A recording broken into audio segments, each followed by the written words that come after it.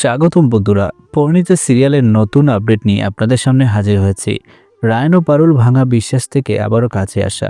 হ্যাঁ বন্ধুরা, ভাঙা বিশ্বাসের পরে সবচেয়ে কঠিন কাজ হলো আবার বিশ্বাস করতে শেখা। রাগ আর অভিমানের মাঝখানে দাঁড়িয়ে থাকে না বলা ভালোবাসা। আজ রায়ন আর পারুলের গল্পে নেই ঝগড়া, আছে ধীরে ধীরে কাছে আসার চেষ্টা, আছে ভয়, দ্বিধা আর নীরব অনুভূতি। জি বাংলার পরিণীতা সিরিয়াল, যেখানে ভালোবাসা চিৎকার করে না, চুপচাপ ফিরে আসে। মুখোমুখি সংঘর্ষের পর অভিষ্ঠা যেন বদলে গেছে, সবকিছু আগের মতোই আছে, কিন্তু পারুল আর রায়ানের মাঝখানে অদৃশ্য একটা দেয়াল দাঁড়িয়ে গেছে।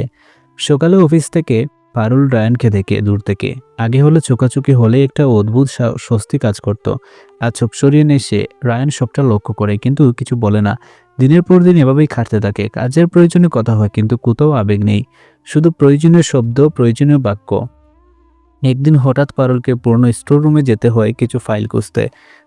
ফাইলের তাকের পেছনে পড়ে থাকে একটা পুরনো ডায়েরির প্রথম পাতাতে রায়ানের নাম। পারুল অবাক হয়ে যায়। ডায়েরিটা খুলে দেখে ভেতরে অফিসের হিসেব নয়, ভেতরে লেখা আছে ভয়, দ্বিধা, না বলা অনুভূতির কথা। রায়ান লিখেছিল, পারুল শক্ত, কিন্তু শক্ত মানুষেরাই সবচেয়ে বেশি কষ্ট লুকিয়ে রাখে। আমি চাই না আমার সত্যটা তাকে আরো দুর্বল করে দিক। পারুলের চোখ জ্বালা করে ওঠে। এই প্রথম সে বুঝতে পারে রায়ানের নীরবতা ছিল ভুল সিদ্ধান্ত, কিন্তু উদ্দেশ্যটা ছিল স্বার্থপর নয়। সেদিন সন্ধ্যায় অফিস থেকে বেরোনোর সময় হালকা বৃষ্টি নামে, সবাই তাড়াহুড়ো করে চলে যায়। পারুল ছাতা নেয়নি।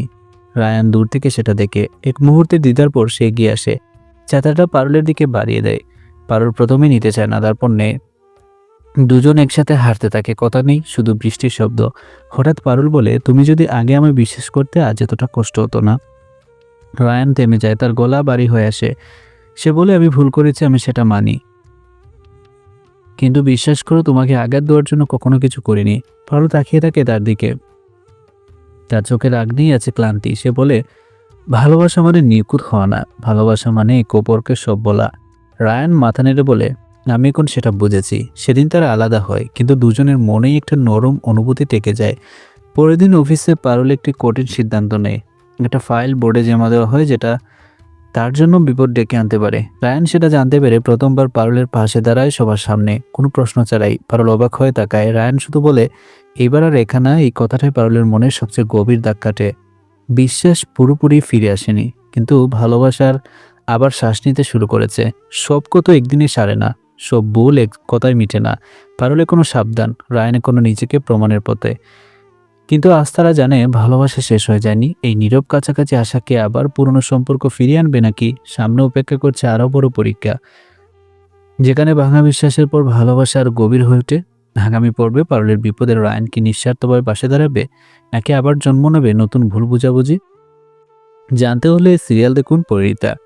আর যদি ভিডিওটি ভালো লাগে থাকে, তাহলে অবশ্যই একটা লাইক দিয়ে কমেন্ট করবেন, আর সাবস্ক্রাইব করতে ভুলবেন না।